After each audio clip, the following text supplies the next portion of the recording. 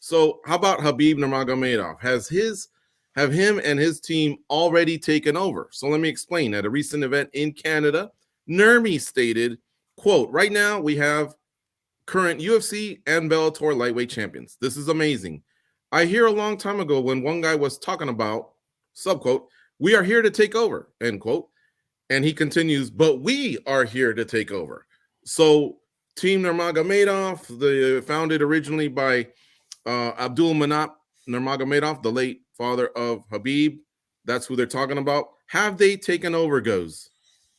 Well, first of all, thank you, Chrissy. I appreciate that. Got to represent the USA. I don't know where George and Nolan are from. Looks like they're representing the Republic of Coals. But anyway, look, when you look at this team, the first thing you got to do when anybody says something like this is you got to look over their resume, right? What happened when the Lakers and the Bulls and the NBA said, we're going to three-peat? Did you just blow them off? No, right? Because they have a resume that proves that they can perform like this. They've done things like this in the past. So when a guy like Khabib says something like this, you know he knows the road to success. He's done it himself.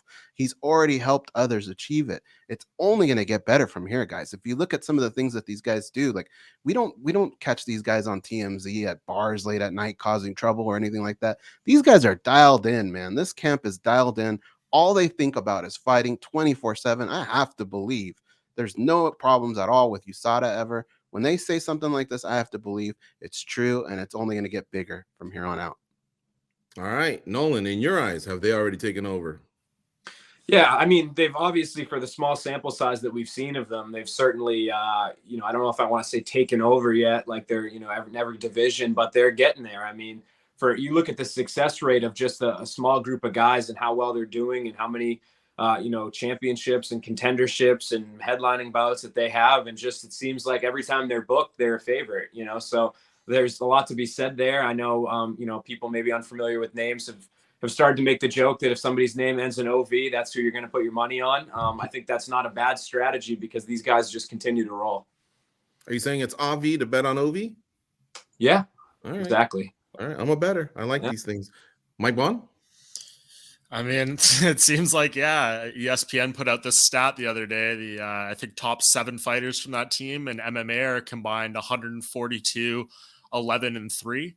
I mean, That's pretty absurd, right? Like, they're obviously doing incredible. 2 new champions crowned right now, Bellator lightweight champ and Usman Nurmagomedov, and then obviously the UFC lightweight champion Islam Makhachev. So they're having one of the great years. I mean, I think at this point, Khabib and Javier Mendez are probably co-coaches of the year. I mean, we need to give Javier Mendez and American Kickboxing Academy their credit in this whole thing as well, because a lot of the guys train out there. But man, look what they've done. And I think maybe they're rising to the surface of this conversation at the expense of some other people.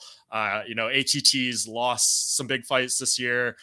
Some other, City Kickboxing has lost champions, has lost fights. So I think, some of these other teams taking hits and the timeliness of this team winning their belts and stuff is probably what is going to put Khabib and Javier Mendez at the top of the queue in that coach of the year conversation. But yeah, it's pretty remarkable to see what they're doing out there, the dominance that we're seeing from these fights, and just the overall success. I mean, Nolan hit it there. Pretty much anytime one of them goes in there, if they're not guaranteed to win, it's going to be a fight. It's not going to be a blowout loss, most likely, or anything like that. So they're really hitting a stride right now. Khabib seems to have them so dialed in. I was at this event in Toronto that he did last week, and just speaking about like the dedication of doing this, he got asked a question by the guy, like, what are your goals outside of MMA? What do you want to do? What do you want to focus on? And Khabib was talking about, like, I had to cancel all these Eagle FC events and like these other things I've been doing because I don't have time to do pretty much anything other than train these guys, because I need to give them